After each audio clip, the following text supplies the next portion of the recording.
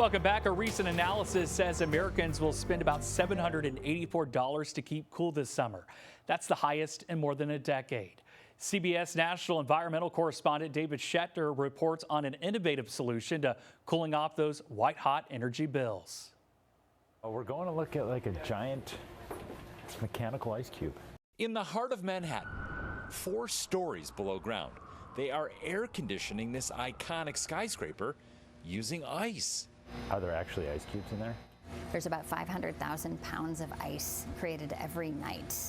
Holly Paper is with Trane Technologies, the company responsible for installing the system called an ice battery. The system freezes water at night when the cost of electricity is low.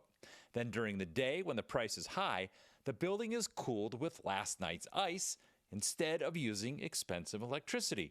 So when everyone else is using their electricity in the middle of July to cool their building or to cool their homes, it's a big draw on the grid. This building won't draw from that because it made its ice last night. Air conditioning makes up about 20% of energy use in homes and businesses.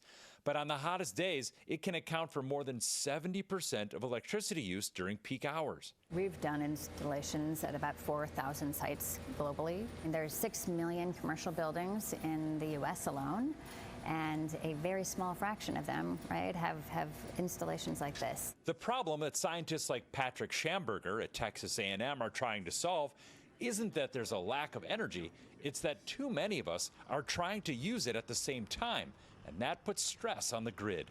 We don't want to build a whole bunch of excess power plants that just sit around, never turned on until that hot day in August.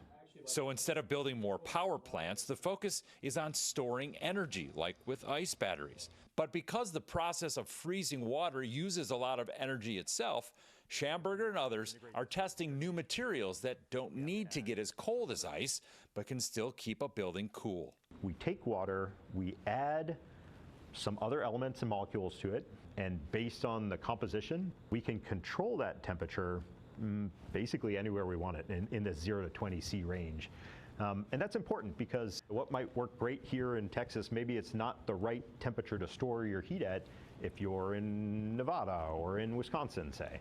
Do you see a world where if I had this system at my house, I probably would pay less money to cool my house? Yeah, absolutely. But you know, we're a little One bit step at a time. far out, right? He says ice may be just the beginning because as the planet heats up, we'll need more and more ways to stay cool. David Schechter, CBS News, College Station, Texas.